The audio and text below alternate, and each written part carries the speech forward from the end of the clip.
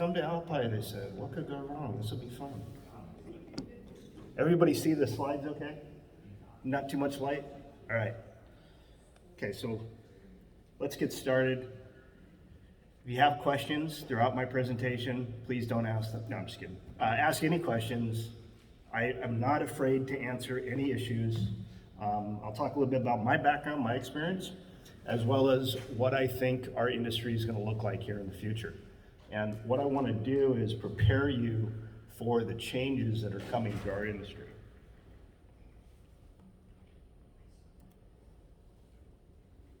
Oh, thank you to the board for inviting me. I love coming and talking to fellow PIs and fellow investigators. And there's a great bunch of folks here that are great resources for us all. Make sure you utilize that appropriately. So before I get started though, let me ask a survey. And this will be important here in a second, but how many people have been licensed PIs, for over 30 years? By show of hands. Awesome. How many have been licensed over 15 years? Great. And how many over 5 years? Awesome. Anybody under 5 years? Okay, all right. This is gonna be important because we're gonna talk about generations here in a second. And how many people love this profession and wouldn't do anything else?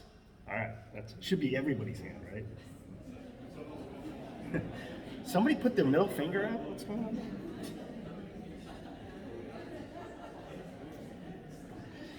So we have a lot of very senior investigators here, which is awesome because we need you, for sure. We need you to guide us.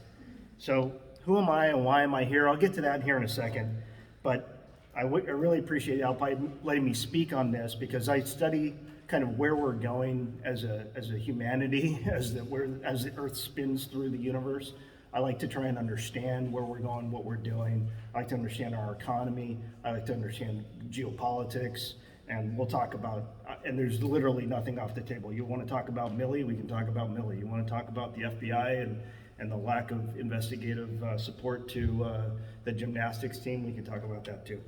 Because I think all of that affects what we're doing in society.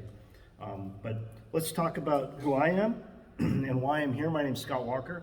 I have been a licensed private investigator in Arizona for, I think, 4 months. So I came from California. We'll talk about that in a minute. But how many people know what some of this stuff is on the screen? Wait, I mean, I know it says Apple II, but how many people use that? Like actually used it to like work, okay? So the reason why I'm not a millennial, I'm in a Generation X, and generations will be important here in just a second, but I come from Gen X, so I'm like this crossover generation between digital and analog, and so I understand what all those things are, but if you showed somebody who was born in the last 20 years or 25 years what a rotary telephone is, they probably wouldn't know what it is. They probably know what the Apple is, they probably know what a typewriter is because they use it when they're at Starbucks, right? They might not know what the turntable is, and they probably don't know what a Yellow Pages is, but how many people have been listed in the Yellow Pages out here? Yeah. Okay, so this is who I am. I spent 20 years in military and federal law enforcement. I was a special agent, 2 branches of the military.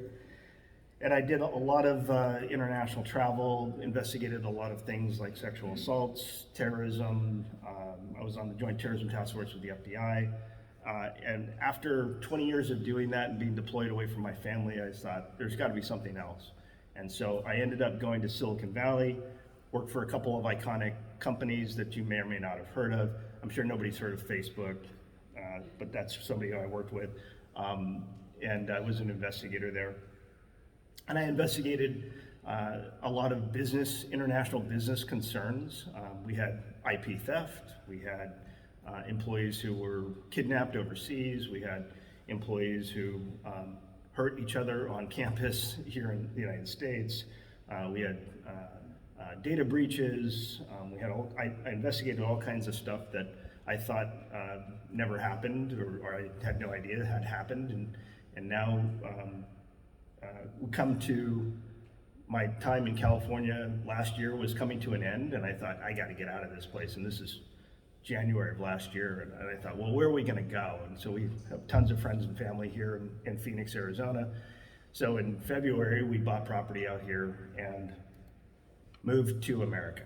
So my wife and I, and they're still building our house across the street, and we moved to Peoria, Arizona, fortunately, and we escaped the People's Republic of California right as it was going down the tubes. So I'd like to say I moved here before the pandemic, but we love it here, and this is a great state, as you all know way better than I do how cool it is here.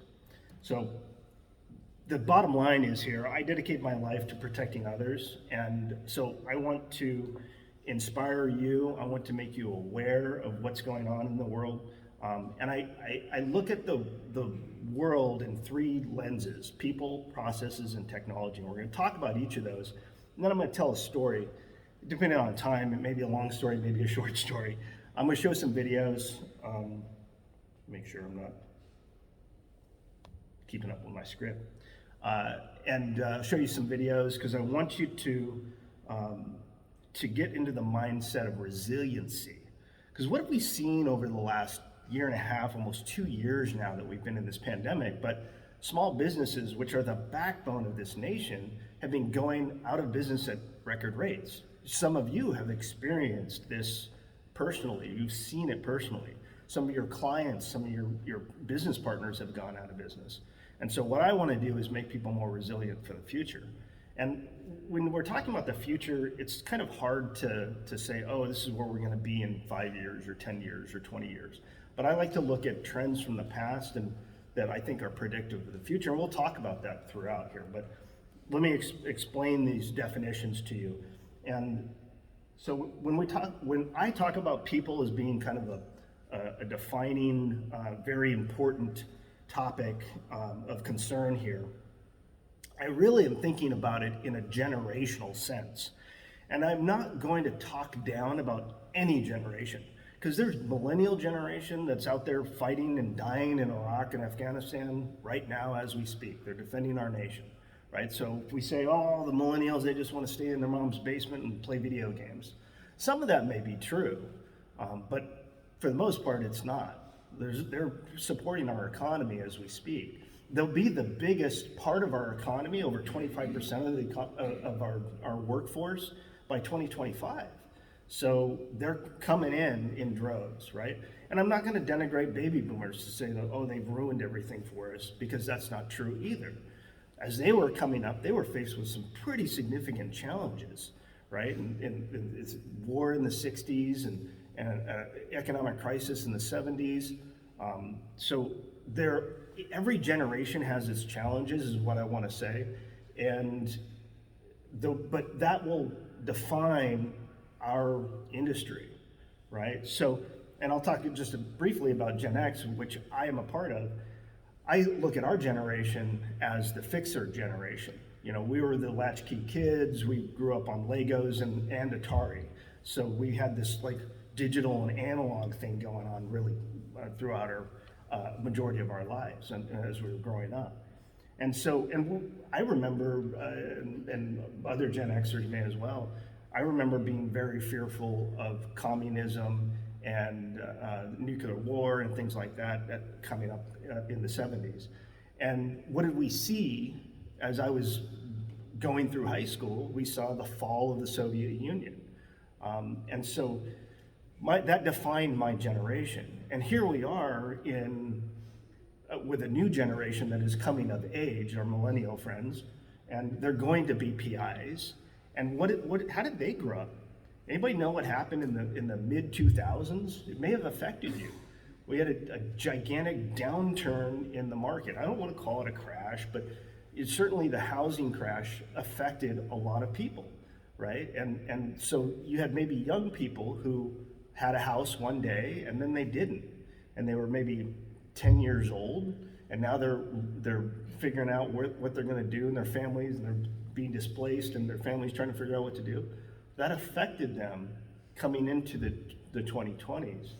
And Rich said this very poignantly yesterday about why are these governmental changes happening, right? Well, some people are trying to right the wrongs of the past, and some people are trying to make changes that should have been made decades ago, or they think these changes are going to put people on the right path, but they don't realize the law of unintended consequences, so on and so on.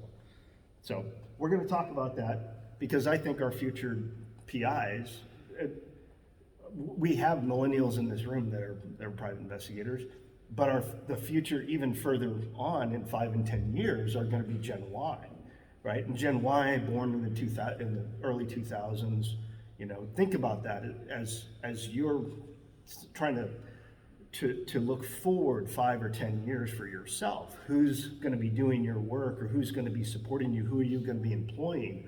Who are the surveillance investigators of the next couple of years, right? Who are your sub rosa investigators? Who's going to come in and do these interviews? Well, we're looking at it, right? Because we're losing baby boomers at a tremendous rate. And I'm just going to jump ahead because I'm passionate about generations, but that's a real problem that we're losing baby boomers at a tremendous rate. Because what happened, the reason why we have the baby boomer generation is because post-World War II, we had a big economic spike. And so they all got access to college and they got educated and things that the previous, what I call the greatest generation, didn't really have. They didn't have access to that. The greatest generation came out of the Dust Bowl and the Depression, right? And Prohibition and all this crazy stuff. And then they fought and they may have seen World War I and a pandemic, by the way. And then they fought in World War II, or they served or they lost people in World War II that were very close to them. So that affected our baby boomer generation. Some of you that are from that generation are like, yep, I remember that. I remember aunts, uncles, brothers, cousins that were in World War II. And so that gave you a perspective. Great economic benefit coming out of World War II. It allowed people to get access to education, allowed people access to money, to capital, to buy a house, nuclear family, so on and so forth, right? And so are we going through something like that? Can we compare the 20s, the 2020s, to the 1960s? Maybe. There's some great generational books out there I won't really go into, but what we're seeing is we had a big population growth, baby boomers. They've worked now for 40 and 50 years. Where are they going? They're retiring, which is great. I want them to retire happy, safe, and healthy, but they're taking their money out of the economy. They're no longer being taxed because they're not working. So we're losing that tax base. Anybody who works in government should be very concerned because we're going to lose a tremendous tax base. So what are we going to see those of us that will be continuing to work for the next 10, 20 years? We're going to see our taxes go up, right? And you can blame the Californians, and I understand that, but we also need to be aware that there just won't be the tax base, especially in places that have high retirements. We're not going to see the tax, or high retirees, we're not going to see the tax base that we used to.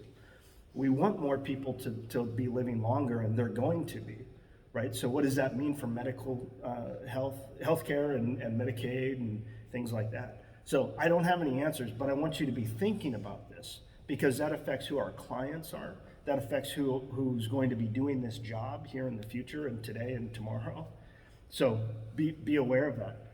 And we'll talk about disruptors too, because I'll talk a lot about processes and technology. And I look at processes kind of as the software, artificial intelligence, virtual reality, augmented reality, automation.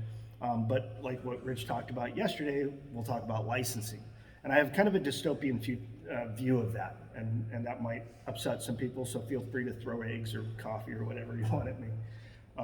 But technology is important too, because technology, when we have some of our technology partners out there, they have 4K video and very small form factors and things like that. We've got a drone sitting here. We're gonna have a great drone presentation coming up here in a little bit.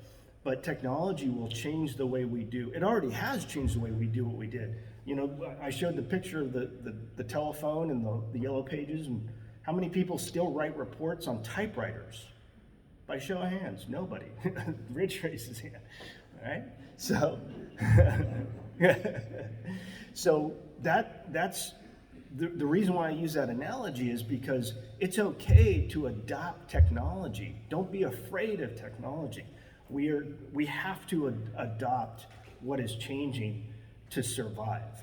And so I want you to be in that mindset and be thinking about how can you, with your business, really benefit from these changes.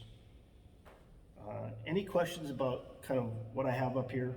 We'll talk about mobile and cloud in technology. We'll talk about IoT. Everybody know what IoT stands for? Just shout it out. Yeah, Internet of Things. I like to call it IOE, Internet of Everything, and we'll talk about that, how sensors will be on a lot of stuff. We'll talk about robotics too. Okay, so this is the challenges that I see in 2020, I think what we'll see. We've already talked about it because it jumped ahead, that we're losing baby boomers at a tremendous rate. That's not a good thing, because how are we replacing them? Well, I can tell you how I think we're going to replace them, but I think we'll replace them with immigrants and immigration. And, you know, politics aside, we've always done that in the United States. We are a great economy of bringing in immigrants who then will go on to hopefully do great things and become great Americans. But that's going to be something that will last over the next 10 years. I don't know exactly what the rates are off the top of my head, but baby boomers are retiring, leaving the economy at a tremendous rate. Gen X, remember what we are, we're the fixer generation. We can't bridge that gap because we just sit back and watch everybody freak out. Look at that guy's throwing, look at Anonymous over there throwing eggs at the boomer, right? We're not going to be the ones that will be doing that lift. Gen Y and the Millennials will be doing that lift where they're going to be coming into the economy over the next 10 or 20, or the next 10, 20, and 30 years. So also Gen X, I mean, we're in our 50s now and 40s and 50s, and we will be retiring sooner. Another thing that to be mindful of is the FIRE generation. Everybody knows what FIRE, or I think it's FYER, but it's a retire early concept. People put a lot of money into their savings and into their 401k, and then they retire at 40. That should be something that's on our radar as we look at who's going to do the jobs when you've got a whole movement of people that want to retire early. And that is a Gen X thing. That's also a millennial thing. How many people watch on social media? They've got these van lifers. You guys have seen this. They made a movie of it not too long ago. But a lot of the younger generation, the woman that's missing in Utah right now was a van lifer. She wanted to travel around the United States in a van with her and her boyfriend or fiance or something. Well, she's gone missing, and he's back in Florida, and then he goes missing. Right? It's all over the news right now. But you've got this another generation of people that are like, I just don't want to participate because it's too crazy. I'm interpolating here a little bit about that. So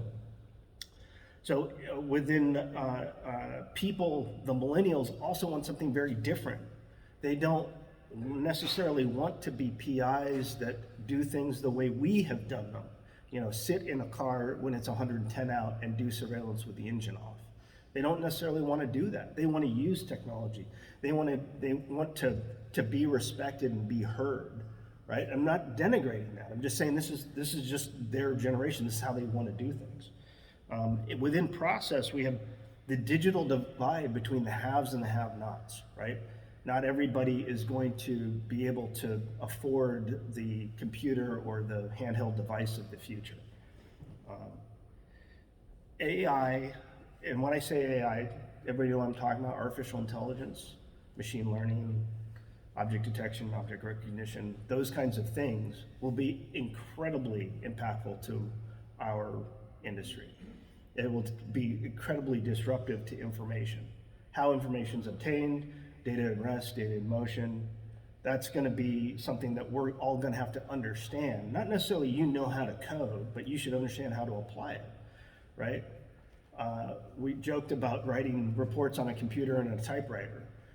In the very near future, you won't write reports at all. You will dictate it somehow. You may already. Some of you may use a dictation software, which is awesome. But artificial intelligence will also collate the information and put it into a report form for you. It's already happening. There's already software out there. College students aren't even writing their reports or their papers anymore. There's those kinds of things happening. So the more adoption there is, and it's an advantage to you, by the way, because can you charge for that? Perhaps. Can you save time and effort? Perhaps. And those are all pluses to your clients, right? With everybody remote, and we talked about this a little bit yesterday, how do you license the industry? Has anybody done a remote interview? Yeah, over Zoom, over a phone call, right? Hopefully we all have in some capacity or another. But when everybody's remote, how do you do it? Does the client in Denver want to pay for you to fly to Denver to interview the suspect? Maybe, but maybe you could just do a Zoom call and save everybody time and energy and money. You know, working in Silicon Valley for an international tech company, I conducted investigations from California in India. I had all the access to all the cameras that I'd ever need. And all I had to do was, at the end, go try and interview the person who took the prototype. You know, and I did a telephonic interview of them. And they eventually admitted to taking the prototype. So we've been able to do this for a long time with telephones. But now we have video capability. And so be thinking about that. How can I use Zoom in my everyday life? And the reason why I say that is because, can anybody name a country that does not require a private investigator license? There's probably a lot, but I'm thinking of one. What Afghanistan? I think the Taliban would have something to say about that. I'm thinking of the UK, right? It's not a third world country. It's a first world country. They have no private investigator license. So as everybody gets more remote, and we have people that have just as many skills as we do as Americans, we have the ability to communicate, we've got great health care, depending on who you are, you've got access to good health care, let's say. But when I don't need to be worried about a time zone, could we do investigations in Germany? Sure, it's 9 hours different. Could we do investigations in Hawaii? Sure, right? So this digital divide, we don't have a barrier anymore. That's good and bad, because again, we were talking about, Rich nailed it yesterday, licensing. How do you license? You know, we talked about reciprocity. It's a great thing to talk about. We should really be forward leaning on that as an association, because I think it'll be really impactful to us. Okay.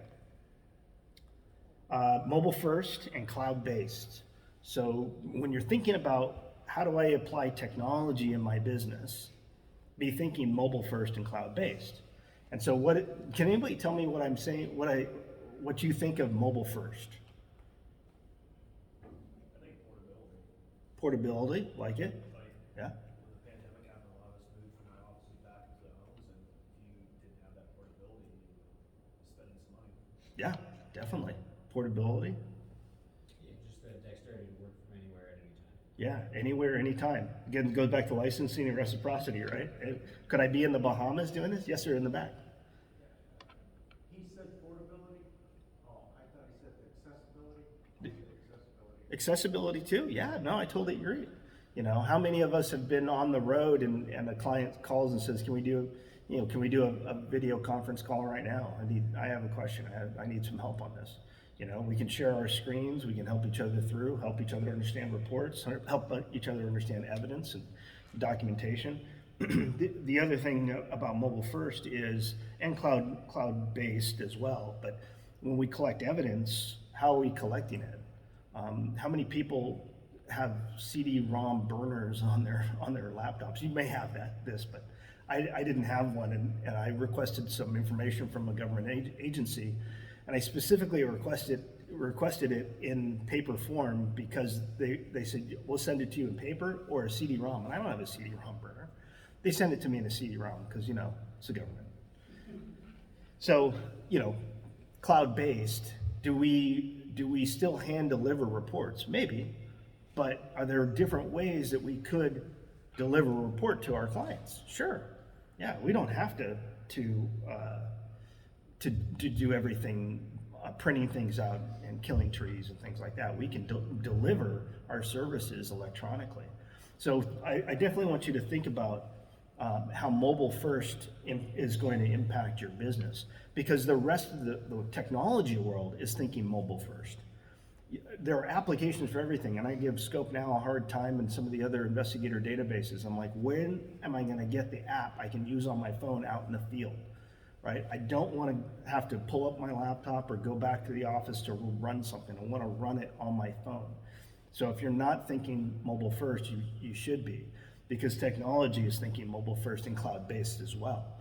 We're getting away from these you know, high memory devices because everything's in the cloud, right? That also, if you work on any kind of cyber investigations, that's also an issue too, because the cloud is just somebody else's computer. So make sure you're using multi-factor authentication, things like that to protect yourself. But not all technology is good. So if you'll bear with me for a second, I'll show you a video that is a bit concerning, but it involves drones and robotics. It does depict scenes of death, so if that bothers you, you might not want to watch this, but it is kind of Hollywood scenes of death.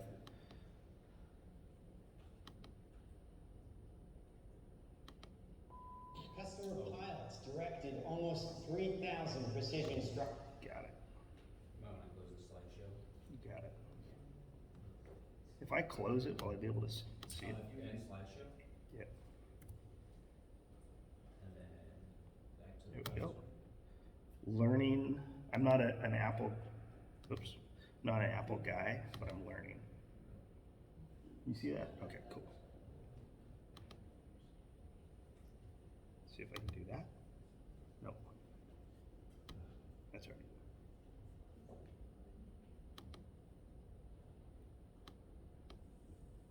Everybody see it in the back as I push play? It's not too bright up here. Customer pilots directed almost 3,000 precision strikes last year. We're super proud. It allows you to separate the bad guys from the good. It's a big deal. But we have something much bigger.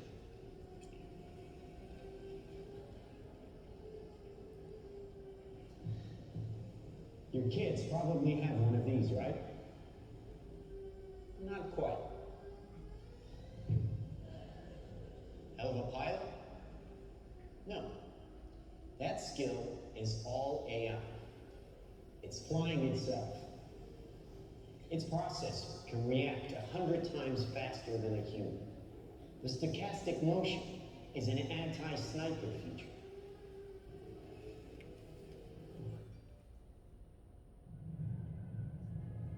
This is what happens when you don't pay for YouTube.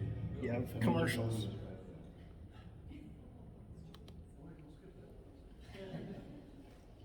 Just like any mobile device these days, it has cameras and sensors, and just like your phones and social media apps, it does facial recognition. Inside here is 3 grams of sheet explosive. This is how it works.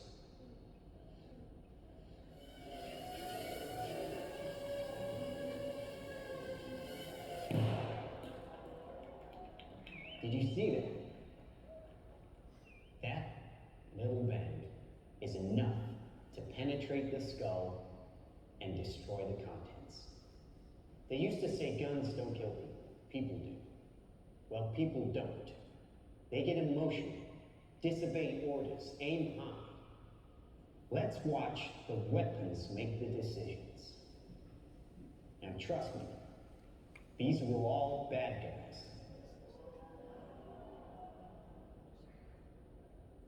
Now that is an airstrike of surgical precision. It's one of a range of products. Trained as a team, they can penetrate buildings, cars, trains, evade people, bullets, pretty much any countermeasure. They cannot be stopped. Now, I said this was big. Why? Because we are thinking big. Watch. A $25 million order now buys this. Enough to kill half a city. The bad half. Nuclear is obsolete. Take out your entire enemy, virtually risk-free. Just characterize him, release the swarm, and rest easy. These are available today. We have a distribution network taking orders from military, law enforcement, and specialist clients. The nation is still recovering from yesterday's incident, which officials are describing as some kind of automated attack, which killed 11 U.S. senators at the Capitol building. They're coming from everywhere, but attacked just one side of the aisle. It was chaos, people were screaming. Because the high windows, very small, precisely punctured to gain entry to the building. What did she say? I just did what I could for them. Things weren't even interested in me, they're just buzzing. Government sources admit the intelligence community has no idea who perpetrated the attack, nor whether it was a state, group, or even a single individual. So if we can't defend ourselves, then we strike back. We are investing very heavily in classified defense projects. We make it our deterrent like our nuclear deterrent. We stockpile in the millions, the billions. At key facilities, the White House, the New York Stock Exchange, Wall Street. Well, we wish we had boots on the ground in every community in this country, but we don't. Ollie? Ollie? Oh, hi. Hi, Ollie, honey. How's Edinburgh today? How are all your studies going, huh? Good. Oh, great. Hey, aren't we doing a video call today? Kind of with people, so, Oh, well, come on, Oliver, put her on. Oh, no, it's not like that. Listen, I see some photos here with some, I can see lots of likes and what's that all about?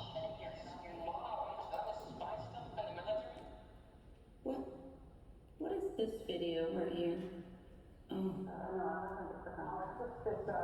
Human rights things on construction or whatever. Honey, you're not going into politics, are you? I mean, It's safe here, just like you said it would be.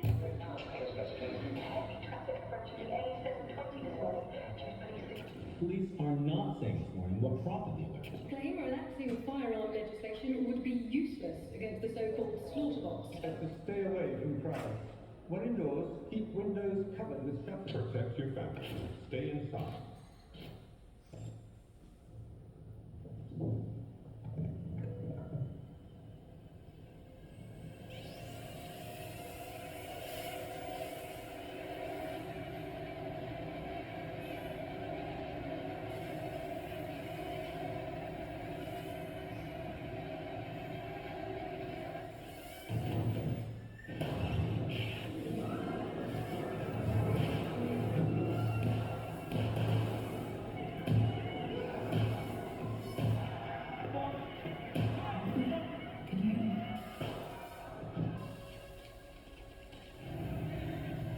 Oliver, can you hear me?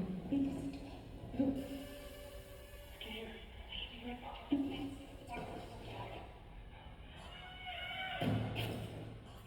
Authorities are still struggling to make sense of an attack on university campuses worldwide, which targeted some students and not others.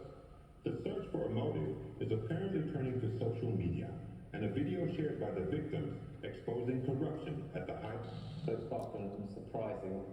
The weapons took away the expense, danger, and risk of waging war.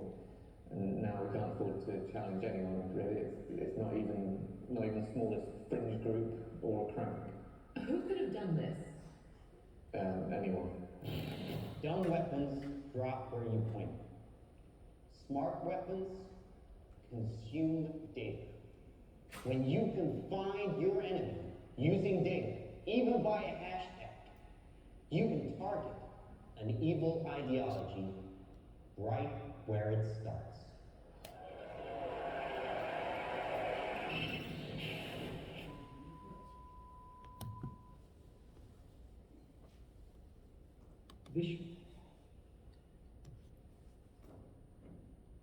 How many people think that that's pretty far off?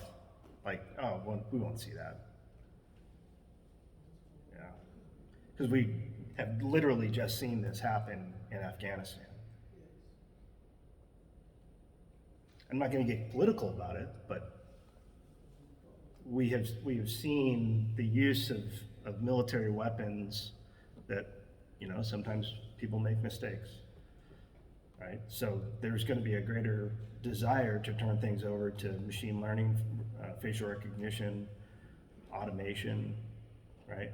The thing, so this is a short film called Slaughterbots, and it was made in the 2018, 2019. And the thing that I'll say about it, which I think is going to be different and be impactful to us, is that the way to make these autonomous vehicles has changed because of, you can make these things in your backyard now. With 3D printing, you can make everything that has been depicted here. Any of us could. You know, maybe instead of some type of military grade explosive, you use black powder or something like that. But the ability to program a drone with machine learning or to program a drone for facial recognition is not, that can be done today, right? Everybody's seen the drone that somebody affixed a firearm to and flew it around. It may have been in Russia, but I think it was the United States, which is a violation that the FAA would want to know about. But this kind of technology is not that far off. And it being used for somebody else's gain is not that far off either. So be thinking about, how do we provide services when that's the threat or that's the risk? How do we continue to provide our great services? So, and here's what I think will be impacted or disrupted in the 2020s. And we'll talk more about this and other industries throughout this presentation, but these are three that I think we, as a whole, see quite often. You know, we all service one of these industries or more, but how will we be able to survive when artificial intelligence is being used to write reports, or artificial intelligence is being used to collate data or gather information?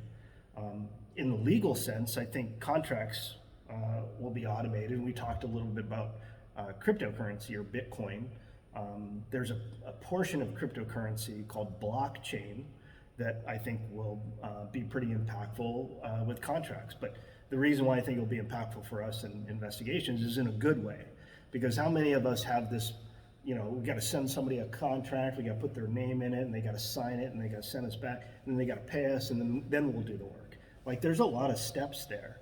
But if we had a much faster, simple way to do it, it exists today in blockchain. We could do it. How many of us, when you get that cold call, somebody found your number on the internet, you get that cold call and you say, okay, I'm going to do some research on this client before I agree to do the work for them. Yeah, we should all be checking to make sure, unless it's a referral. Did you have a question, Mel? Well, sort of question. Yeah. So yeah, just last week, it's crazy. Just last week, this was new for me. My car wouldn't start when I came out of the office. Turned the key, didn't start. I took out my phone. I'm with USAA, and I went to there and roadside service. My car wouldn't start, and go, and my GPS and everything. 22 minutes later, a guy pulled up to jumpstart my car. Yep. All off my phone. Yeah. I'm going to talk about that in insurance here in a second, but that's what I'm talking about, is everything, that's a mobile first problem. You didn't talk to a human being at all. You literally just clicked through what is probably a chat bot, and then selected what you needed, and you got the help that you needed. Anybody called 911 within the last 12 months for anything? Yeah. I, I live in Peoria, but I'm like right on the border of Phoenix, and some kid was trying to break in my house. Maybe I'll show you that video later, but he chose poorly. So, because it's not a big deal to me. My neighbors were all freaked out, but like that's just another day for us. But anyway, so he tried to break in, and after he left, because it was expressed upon him that was in his best interest. My wife was looking at the cameras going, I think he ran away. I'm like, why didn't you call 911? So I called 911, I got Phoenix PD. Well, sorry, I got the Phoenix PD answering machine, like everybody, right? Yes. And so then I had to call the non-emergency number for Peoria. Peoria was great, responded immediately, didn't find the people, of course. So I wish there was an app for that. You know, and I know, look, geolocating and 911, that's all really hot button, or E911 they call it, that's a hot button issue. But if we had that capability of, like, why do I need to talk to a human? What do they call it here? In California, we call it a 911 hot prowl. But, you've got somebody outside your house, you just need police response, right? I was like, why can't I push you the video? I've got great video of this, why can't I just push that to you? You know, the officer had to send me a link. I had to go online and then drop the videos into his evidence database, right? When we get to mobile first and cloud based, then we'll be really impactful.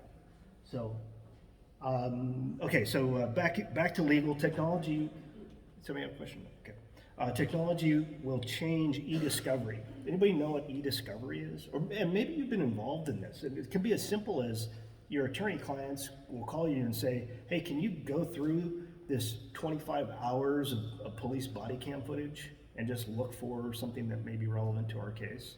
Has anybody had that happen? Would they have had to do that? Okay, that's a bit e-discovery-esque, right? E-discovery is electronic discovery, and there's all these specialists in the legal field that do it. And I won't get boring with that, but we're being contacted because of our expertise, sometimes from law enforcement or sometimes with technology, to go do these things, to go research these things. Well, that will be disrupted through artificial intelligence. We will be applying our own artificial intelligence to go do object detection, facial recognition. Go ahead, Steve. Going back to the body camera thing, I was at Scottsdale PD Records working with them on a project last week, and they recently purchased special software that automatically goes through all their body camera now, and they can upload targets. So the software is now redacting based on facial recognition Yep. targets within the video, so the specialists don't even watch the video, and that's how all their body cameras been reviewed by machine. And they're just responding to what's happening in the legislature and anything else. I don't think they're trying to be malicious, but when you get redacted footage, that is that really useful? Those are the things that will be impactful to our industry for sure, and what we were talking about yesterday. I say online everything because, like we've been saying, I don't want to beat a dead horse, but everything will be online. Everything will be virtual. And again, that really affects licensing too, because if they, does my attorney partner or my attorney client have to call me to get something done, or can they call this guy in the UK who's not licensed? Maybe he can do the thing that needs to be done, but, right, how does that affect us? The insurance industry, I think, is ripe for disruption, but specifically through automated damage and claim submittal. So because sensor technology is getting so good, if anybody has a Tesla or if anybody has a modern vehicle that has lane keep assist, or it's got some type of camera built into the vehicle, what we're really driving are supercomputers. And so the damage detection, anybody have OnStar? I mean, that's not new at all. That's 25 years old, right? You get into a collision, OnStar calls you and says, hey, you've been in a crash, I got an airbag deployment notification, are you okay? Right? You can use it to track the vehicle if it's stolen, so on and so forth. That's not new technology.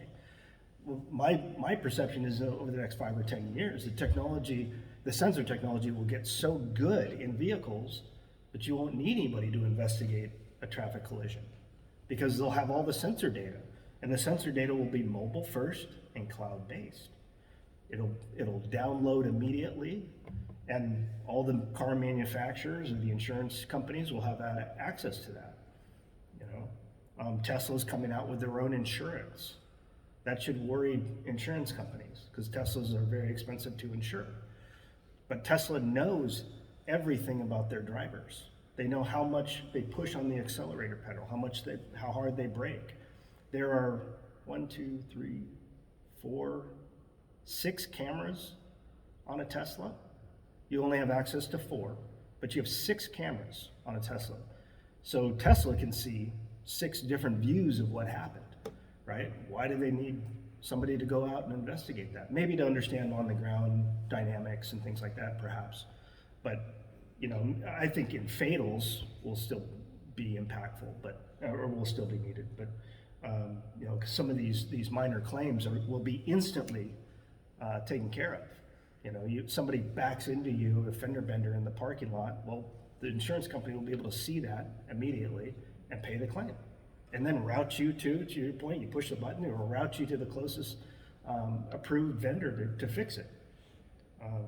Underwriting, pricing will be automated, because there's tons of data out there, and I'll talk about data here in the next bullet point, but there's tons of data out there. So when we have one of our partners from the that insures security and investigative services. What does data play in insurance, right? Could that lower our prices? That'd be great. I pay a lot of money, like all of you do, for something that I rarely use. So that'll be impactful. Drones and robotics, we talk a lot about that. Our bad guys are using and will be using drone and robotic technology to do bad things. How do we find that? How do we sense that? How do we know that? If we get a drone as evidence, how do you download what's in the drone? Does anybody know what kind of data is in a drone? Not every drone, but some drones. Just shout it out. What do you guys think, data-wise, would be important for our investigation in a drone? What's that? GPS. Yeah, GPS. Sometimes the camera footage is not remotely recorded. It's recorded in the drone itself through solid state memory.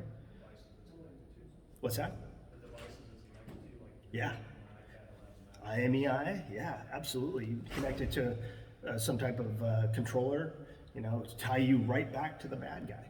And the reason why I think this is kind of an exciting area that we should be exploring is because law enforcement doesn't have the capacity necessarily to do these things, right? I talked with the chief of Oakland PD several years ago, and they collect thousands of hours of security camera footage. I'll just say security camera, but we all know it's like Ring cameras and things like that. They collect thousands of hours of Ring camera footage they can't review. Well, who's gonna do it? Maybe there's an opportunity there for those of us that don't mind looking at those things, sometimes horrific things. This is what we do, right? So let's talk about information. Information as an industry, I think is interesting. Background investigations will be completed through AI, artificial intelligence. Why do I need to have a human being go collect all that information? If I can use AI will pull it all together for me and identify it, right? This is more difficult when we're talking about known persons versus unknown persons. But we can, through automation, pull a whole bunch of information together. It's just different information sources and having access to the data. This is a data play, a data solve. This will be solved through automation, not through physical investigation. AI will identify documents, people, license plates, etc. It's already happened. Anybody know what LPR stands for? Yeah, license plate reader. How many of us have seen or you probably have done this? So you got the hot sheet of license plates. When I was a uniformed police officer in the 90s, we had that. Here's vehicles to look out for. Like, okay, cool. It was literally on a printed out sheet you got at roll call every day. So, yeah. And data is the new gold. So I talk about data in rest, data in motion. Be cyber smart. You don't have to be an engineer, but you can go on YouTube and watch videos about data and how it is used in different industries Our data, by the way, has probably been exploited 1,000,000 times over, right? Which is, some of that is good. Most of it's bad. How data is used is going to be really impactful. We talked about this yesterday too. It's going to be really impactful. Our access to data is going to be really impactful. Our ability to get what our client is looking for is going to be really impactful to our businesses. So stay up on data, because data, does anybody know when I say cloud, what I mean? I mean a data center. And we should, especially here in Phoenix, which is kind of cool about our economy here in the Valley. But can anybody name a tech company that is building a brand new multi-billion-dollar data center in Mesa? Like just east of here.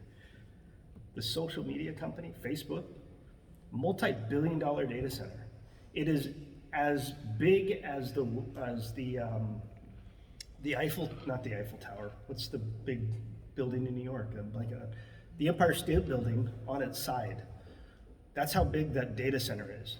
And so if you've ever been in a data center, and you can go Google these images online, but there's racks and racks and racks of what look like old computers. They're called blades, but that's where the data sits. So if we think about what are some of our jobs, like somebody who steals something, we could investigate that. Well, they're going to be stealing data. That's the future. They're stealing, because that's the goal. And this is not new. They've been stealing data for thousands of years. Just it now exists and resides in a different way, and is data backed up? So when you're talking to your clients about a data breach, be smart about, or be educated about that, and be able to give them good advice to either seek out an expert or seek out a different way to approach something, because I think that'll be really impactful to us.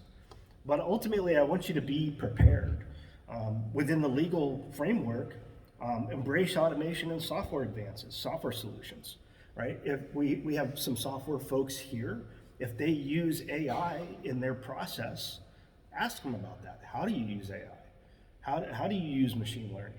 Do you use facial recognition? Can I pull in license plate data, LPRs, right? We have plenty of opportunity to talk to people about that. Become digital, mobile first and cloud first, which, this is the only way to evolve. If you think that I'm going to have an office in a location and everybody will come to me, how many people were disrupted over the last year and a half because they couldn't go to the office, because they couldn't meet in person, right? Do we just give up?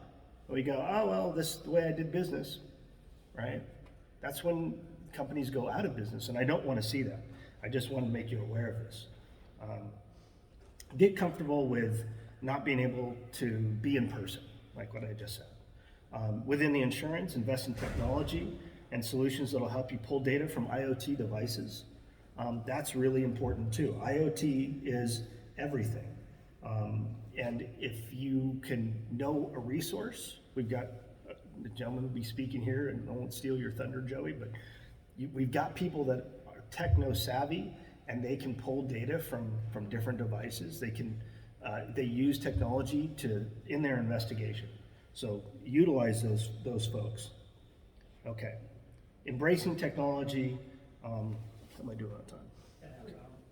Cool. 31 minutes. Cool. Embrace technology, software solutions, just like I said in legal. Data may be the new gold, but privacy will rule the day. Become a data breach and privacy expert. So the reason why I say that is because everything involves technology nowadays. Every single one of our cases has some level of technology. If you're working on an investigation that doesn't have technology, it will in the future, because technology will be in everything, and technology will be incredibly disruptive.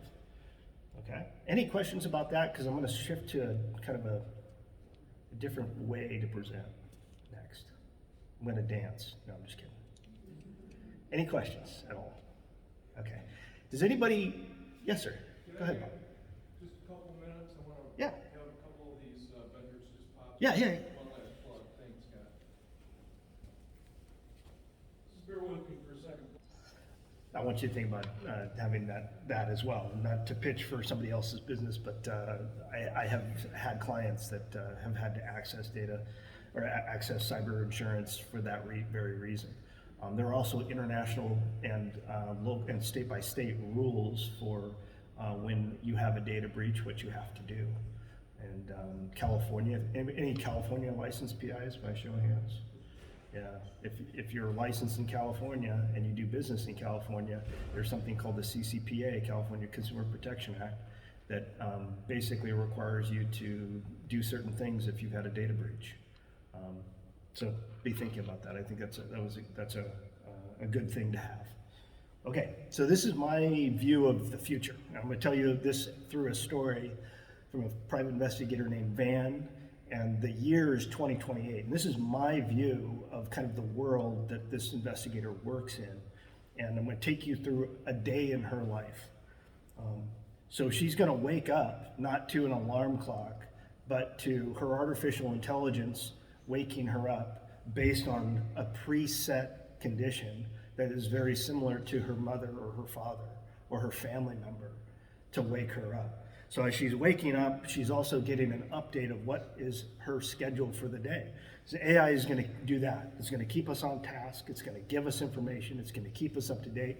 It's going to feed us data. And this is why we won't necessarily need, a cellular device like a cell phone. I call it a terminal in the future. But this is how she's going to be waking up. And she's going to be told you have a number of things that will occur during the day. And one of the things that she's going to do is she's going to go into a virtual environment in something called, if anybody's heard of the Facebook Oculus, it's a virtual reality space. And there's something that Facebook made called Workplace, which is like Facebook, but for businesses. So a business can bring in that software as a service and create a whole environment. Well, those will combine, I think. So this is what our future PI looks like, or may look like. And this is what Facebook will look like in the future. Yeah. I think Mark Anchuro should go to jail, by the way. Oh, did I say that out loud? That thing is on. Okay. But yes, so we will be working in a virtual environment. Virtual means a bunch of different things. There's virtual reality, augmented reality. Does anybody know the difference between them? Go ahead and just shout it out. Okay, the difference between virtual and augmented is what I got to put on my face or be in to understand it. A virtual environment, anybody know something from Star Trek that would be a virtual environment? What's it called? Just shout it out. The holodeck? Come on, Data? No, nothing? No Star Trek Next Generation fans? Come on, all right.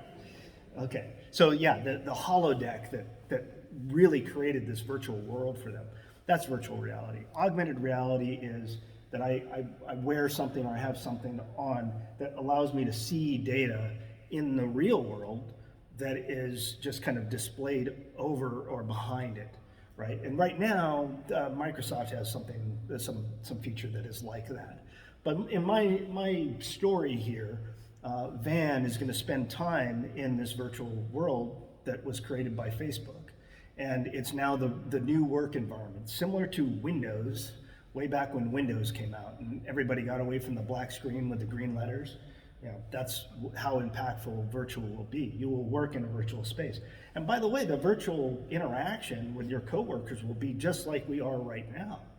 Avatars will get better. An avatar is an electronically created person, and how you view them will look more like our real selves than ever before. Okay. So Van, part of her day is she has to review artificial intelligence interviews.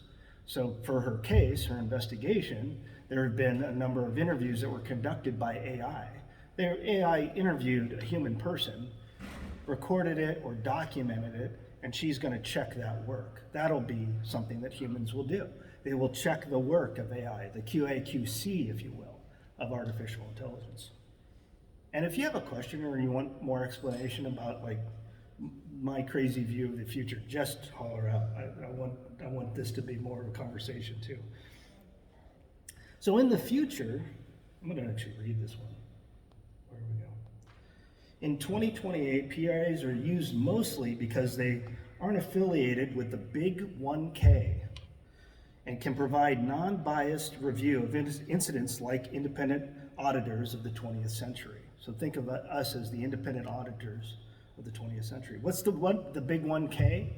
Well, those are megacorps. So we see this already with corporations becoming much bigger through acquisition. Every big company, it doesn't matter whether it's Google, Apple, Ford, they've all absorbed something else to become bigger. But by 2028, some of the biggest companies are trillion-dollar companies. Anybody name a trillion-dollar company that is a trillion-dollar company today in 2020? Apple. Yeah, Apple. Amazon, I think, is now. Okay, so trillion-dollar companies. That's the benchmark.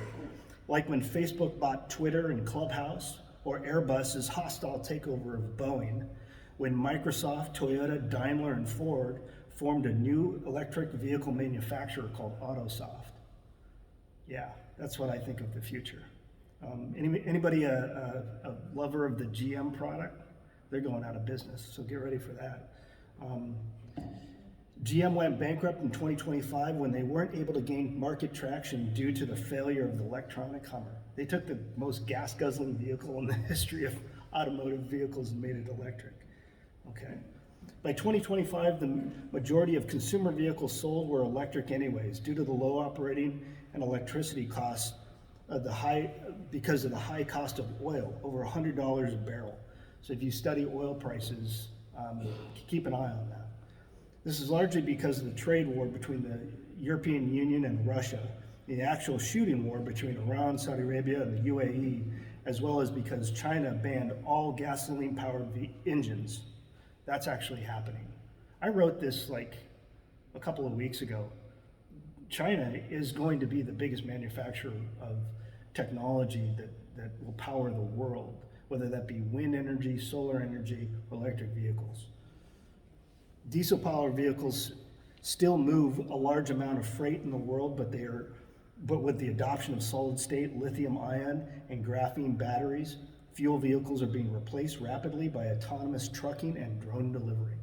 Okay, that's what I think our future economy will look like with businesses. Okay, so one of the things Van is going to do is part of her day is to travel to Taipei, Taiwan. Anybody know where that is? Yeah. Anybody know what sea it's in? South China Sea. Okay, so she's going to fly to Taipei, Taiwan on SpaceX's big effing rocket. That's what it's called, BFR. Gotta love Elon, right? So the problem is that Taiwan doesn't exist anymore. It's called Chinese Taipei. Because in 2025, China invaded Taiwan and the United States did nothing to stop it. 2025. Yeah, it might happen. We still got a few months left. They are emboldened because of the way we treated our leaving Afghanistan. By the way, I wrote that a couple of weeks ago before we even left Afghanistan.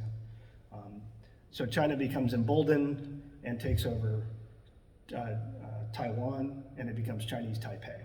So Van has a meeting with a very, very high net worth person in Taiwan, and she is going to fly there in an hour on SpaceX big effing rocket, BFR. And so that will be something that will be very disruptive to a lot of ways we get around the globe. And maybe even into outer space. Anybody know what just happened? Literally like yesterday, the day before, was SpaceX. I love how like Bezos launches a bunch of billionaires into space, but SpaceX launched a bunch of hardworking Americans into space and recovered them safely. Non-astronauts. One of them is from Arizona. We should know that. She's from Phoenix, in fact. She's a doctor. She's incredibly educated. And what a great thing to do is to be able to send non-military people into space and non-astronauts and recover them safely. Okay, so the future home is going to look different too. Van's going to wake up and she's not going to take a shower. She's going to take an irradium, wrote it down here somewhere, it doesn't matter. She's going to prepare for her day differently. She's been augmented. Implants will be a thing. I remember when my dad first got his iPhone, he said, "What's next?" This was in, I don't know, 2010, 2011. And I told him, a wearable is next. How many smartwatches do we have in the room? How many people have a smartwatch? Yeah. How many people don't know what a smartwatch is? And it doesn't have to be Wi-Fi or Bluetooth. It can be cellular on its own, right? You can make phone calls like Dick Tracy. Anybody know Dick Tracy? Okay.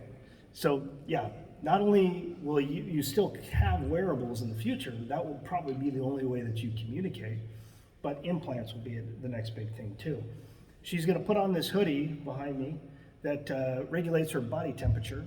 It senses her heartbeat and her health and regulates those things too, as well as can be a biodefense mechanism. She can pull the shield up when she gets to Asia because the bird flu is a thing there. Like I said, future augmentation. These things are not that far off. Some of these things are happening today. You'll be augmented with Wi-Fi, I think, in the future. That Wi-Fi will not run off a battery. You won't have to charge yourself. It will run off of your bio-algorithms, your bio-feedback. And because we are electrical, if you didn't know that.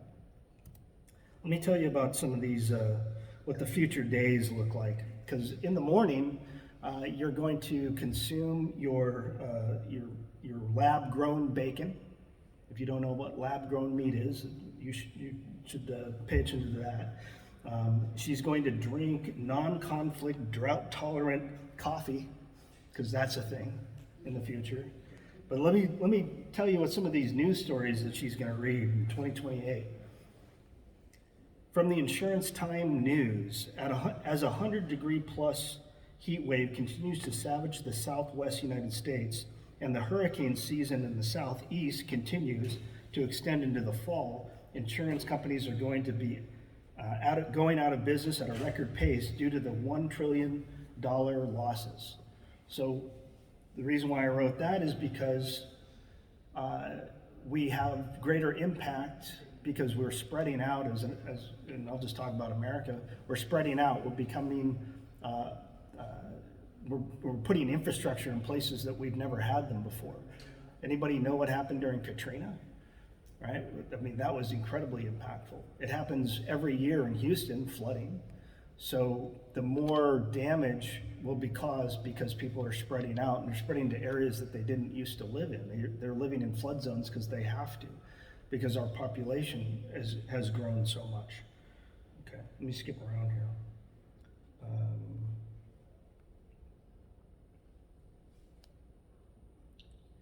From the Press Telegram, China GDP grows to $22 trillion, surpassing the U.S. for the first time in modern history. That is perspective to happen, as well as India's population will be growing to be the most populous country on on the planet.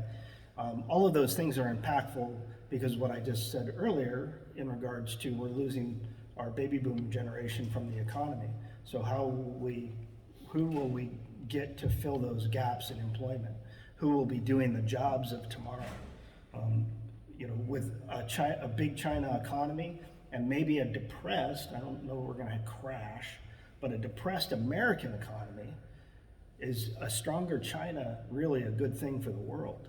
I'd argue that we've seen that it's not. What are they doing in the South China Sea? As a fly is buzzing around me. What are they doing in the South China Sea? Anybody know?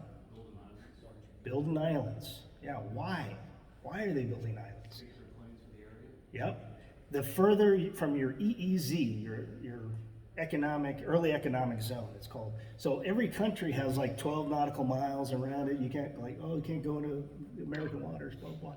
Well, the more you can extend that, the more you own. So they're just building islands, right? Or they're fully taking over Philippine islands like the Spratlys, right? And what does our friends in the Philippines do? Well, they went to the UN and said, hey, this is wrong. These are our waters, and the UN agreed with them. That was like 5 years ago. China hasn't backed off. What happens when we do freedom of navigation through in Chinese waters? Look at, I'm already saying it, I shouldn't be. In those waters. No, China yells at us on the radio and tells us to stop. Yeah, we don't care, but what happens when one of their fishing vessels, which are all part of their navy, shoots at us, right? In my story, I won't go into it because I'm short on time, but in my story, that's what happens, is a shooting war starts, and it's impactful because we lost. We lose. China wins. China takes over Taiwan, right? So why does this affect us in Phoenix, right? What's happening in the North Valley right now? Anybody know the big construction project that's happening? Go ahead, sir. Yeah, it's I think it's a 40-acre chip plant. Yeah, I sit on a zoning board for North Phoenix, and wow. Well, yep. Yeah, there's a multi-billion-dollar project to build a foundry, or probably several foundries, but to manufacture silicon chips. Because the majority of chips are manufactured in China and Taiwan, right? Go ahead, sir. Oh, they're preparing 2,000 people from across the world to come and be employed there because they're specialists and they know how to handle the purity of these products and et cetera, et cetera, et cetera. Right. The good thing is we have Intel here, right? Intel's expanding. They're going to build two $20 billion plants or something here as well. So, but Phoenix is becoming the hotbed for silicon manufacturing and electric vehicle manufacturing. A whole bunch of manufacturing is coming to the valley, which is great, or to the state, which is awesome. But this is important because what's happening in China when they take over Taiwan? Do you think they're going to let any of that technology continue to flow out of their country? No. And how many people have tried to buy a Ford pickup truck in the last year? You know, the prices have gone through the roof. Ford is parking vehicles because they can't get GPUs or they can't get chips, right? So the more that we can manufacture here in the United States is my biggest issue. Let's bring manufacturing back here, not because, oh, I want union jobs and all that job. It's important for over the next 20, 30, 40, 50 years for the United States to remain dominant. China can change on a dime because there's no laws there other than the CCP. So they can just change whatever they want to change. They can invade whatever they want to invade. We've shown as Americans and with our current administration that we will not back our people that we promised to back. We have no treaty with Taiwan, by the way. None. There's no treaty with Taiwan that we're going to back them. We've just told them that for decades, that we got your back. What happened in Hong Kong? Anybody remember that? 100 years later, 100 years after the UK said, we will give you back Hong Kong. But they said, over the next 50 years, you have to integrate it into your society. You can't just automatically flip the switch. They're flipping the switch 20 years later. Maybe not even 20 years. But China doesn't care, or the CCP doesn't care what anybody else has to say. They will be a $22 trillion economy. So how does that affect us? I think it affects us pretty significantly. And I want you to be prepared for that, because I don't know that we have a easy future ahead. I'll just say that. Let me get off of this. We talked about VR and AR, but this is the future workplace, truly. And again, this goes back to crossing state lines as a private investigator. Why would you be licensed when you just work in VR? What if all my clients are in Africa? How do you license me? You know, I had this conversation with, in California, the licensing entity is BSIS. This is like 7 years ago. But the head of BSIS came to one of our meetings for ASIS International, and she looked out at the crowd and she said, how many people do we license in here? And like 3 people raised their hands, and there was probably 50 people in the crowd. And she said, well, what all you other people do? And I'm like, I manage a global security program. How do you license me? You license me in China? Do you license me in India? Do you license me in Russia? Right? So I don't have the answer here. I just want you to be aware. As more people are able to connect in a virtual space, do we care about licensing? Maybe, maybe not. The reason why I think some of this stuff is important to talk about is for things like this, swatting and real world harm. So I've always talked about real world harm as that harm which started off in cyberspace or in a virtual world and then becomes kinetic. And we see that with swatting. And if anybody know or not know what swatting is, it's okay if you don't. Okay, so gamers will, through a number of different technological ways I won't go into, they will send an emergency message to a police department that a kidnapping has happened, that there's an active shooter, whatever, and they're geographically separated from that circumstance. And the police department will respond with what the media calls a SWAT team. It's not a SWAT team, but it is officers with long weapons because they perceive or they receive information that there's an act of violence happening. And this started off in the gamer community. You know, we saw slaughter bots earlier where automated devices are going out and causing real world harm. So we're going from virtual to kinetic. And that's why I have this. Another problem that we're going to see is doxing and Stuxnet. Stuxnet is a real world harm kind of thing. But does anybody know what doxing is? I'll start there. Go ahead. Yeah, it's basically just releasing somebody's private information online. Yeah. Releasing private information. We see this with law enforcement officers all the time, right? Anonymous and all these Antifa guys run around and release people's information. Well, could they release our information? Oh yeah, right? So that's going to be a real problem for us and for others and for our clients, by the way. So Stuxnet was a virus that was released on the Iranians, and it actually spun up a centrifuge, and it was targeted their nuclear program, spun up their centrifuge, and the centrifuge destroyed itself, right? Virtual to kinetic. When we have that, we have a problem. So I describe in my story, which is going to take way too long to further describe, but there's a thing in the future called the verse. And in the verse, you can go into this and you can go actually do everything that you were going to do in real life in the verse. You want to go make money, you can go make money. You want to go to a rave, you can go to a rave. You never leave your home. You never leave your bedroom, right? There was a movie that was made about this a little while ago starring Bruce Willis called Surrogates. I highly recommend it. It's a good movie. But that will be a thing. That's already a thing.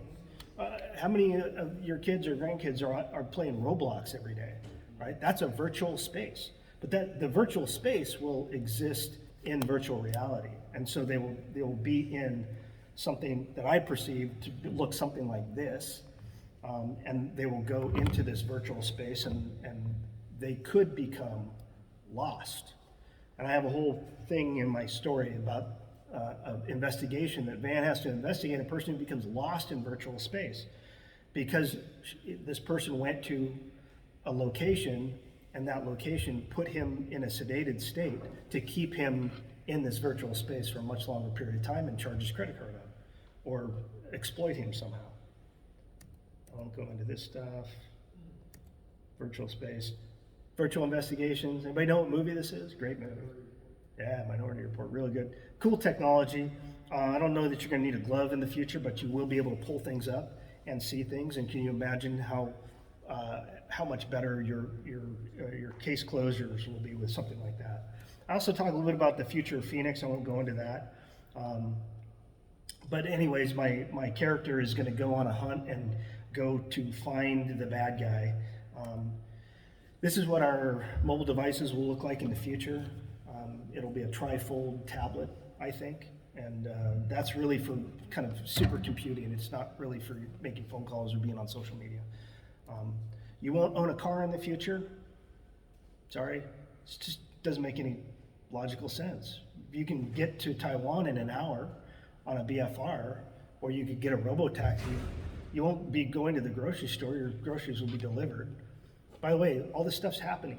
And it's going to be adopted not because we want it. It'll be adopted because the generations after us want it. Our generations that came after us, they don't want to own a car. How many 20-year-olds do you know that don't even have driver's licenses, right? There's a lot. And I'm not just talking about like New Yorkers. There's a lot of people who don't have driver's licenses. So you'll have a robo-taxi. Protectors of the future, okay? Protectors of the future won't be the police. It'll be private security contractors that are also trained EMTs, because firefighters can't even go into some cities because they get shot at. By the way, that's not new. That's something that's happened quite often. So you'll have heavily armed private security folks who will be on our certain streets because we've defunded the police. And so communities are like, we're gonna have private security roaming the streets. So that's gonna be a thing. Scanning technology is a thing. This is how you're gonna get entry to your home through facial recognition. You're gonna get, if you own a car, you'll get into your car through facial recognition. It won't be because I got a device or a key. Those, it just won't make any sense to have that. Sensors will be computing at the edge. That's maybe a deeper discussion. But anyways, Van goes through and finds the person that she's looking for, and she still makes her launch to Chinese Taipei, where she takes a quadcopter taxi to her meeting. And again, when a big disruptor is transportation. Transportation will not be how we perceive it today. When you can travel anywhere in the world within an hour, for the same cost it would cost you to fly from New York to Los Angeles, why would you? We're also going to get around by quadcopters, which would probably be autonomous. I don't know. The FAA is kind of a stickler for human-powered flight. Okay. So what does the future PI look like? That's what it looks like. Great TV show, by the way. If you don't know, The Expanse. Anybody know what the one with the robot is? iRobot. Yeah. Really good movie with Will Smith. Okay, so disruptions to monitor. We talked a little bit about cryptocurrency the other day. Blockchain, they've talked about. Everything will be connected in banking, which is good for us, because then you won't have to wait for, I gotta wait for somebody's check to clear or something. I was joking with Tom earlier, can I Venmo you $2 for a mug? Like how do we pay each other? How do we contract with each other? Blockchain will be impactful there. Cryptocurrency, we talked about there are countries that are creating their own cryptocurrency because they're that panicked about Bitcoin and Ethereum and all these other cryptocurrencies. Not that I don't want you to be an expert in crypto, but be knowledgeable about it. When somebody comes to you and says, hey, yeah, we had Rich brought this up yesterday too. He's got clients that, they absconded with millions of dollars and turned it into crypto, and how do you get it back, and how do you know? And so I'm not going to go deep into that, but that will be a big disruptor to the banking industry, and the banks are freaked out about it, really freaked out. And this goes back to what we were talking about, what Judy was talking about yesterday as well, with bank accounts, right? Will we be able to see everything in blockchain? I hope so. I don't know though. Let's pay attention to that. Education, which kind of affects us as well, because how are we being educated right now, but in person, right? But will everything be in person in the future? I don't think so. I think there'll be non-traditional learning environments, hybrid learning environments that are global. Anybody been on a conference or a webinar hosted by somebody who's not in the United States? It's fascinating to see how their view of the world. I haven't traveled overseas in like 3 years, but getting that perspective is really important. Same thing with our education. Learn as you go as well. If you need to become certified in something, you will learn as you go. That's the reality. But I want to focus on medical for just a minute. Medical is really important because people are living longer. Remember I was talking about the baby boomers, and I want you to live longer. I don't want to lose anybody for any reason anymore. But with people living longer, how does that affect the tax base? How does that affect access to medical assistance? How does that affect access to vaccines, not being political? How does that affect access to healthcare, right? When more people are living longer, they're going to need that healthcare to survive. They're going to need that access to implants to survive. Same thing, data is the new what? Data is the new what? Gold. Good. And healthcare data is really important. We call it PHI, private health information, right? So you're going to work on investigations where somebody stole PHI. What does that mean? What's in there? Well, who cares? Who cares if I, am on a certain kind of medication? Well, you should care, but those kinds of things, because data is the new gold, will be stolen in the future. Here's my recap. People, processes, and technology. We are losing a generation. That's not good. That generation, by the way, give back as much as you can until it hurts to the previous, or to the generations that are coming after you. That's really important. We don't want to lose your native experience. That's really important. I can't emphasize that enough. Help build that future PI. If we don't like the way the new kids are acting or the way they're doing things, that we're incumbent on to educate them. Maybe they're open to education, maybe they're not. Look for opportunities to educate the future PI. PIs without borders. I've said this a bunch of times. How we're regulated in the future will be very different than how we're regulated today. Processes, automation. Just as if you can automate a process in your services and what you provide to your clients, do it. If you can be mobile first and you can be not chained to a physical location, do it. Be cloud-based. Decentralize the activity as much as possible. But that will also bring up licensing concerns. Technology, connect with people that understand digital forensics, because you will need it in the future more than ever. Robotics, IoT, sensors on everything. Like I said, we are pushing everything to the edge, which means computing power in a camera, on a wall, or a sensor on your car will be able to compute things.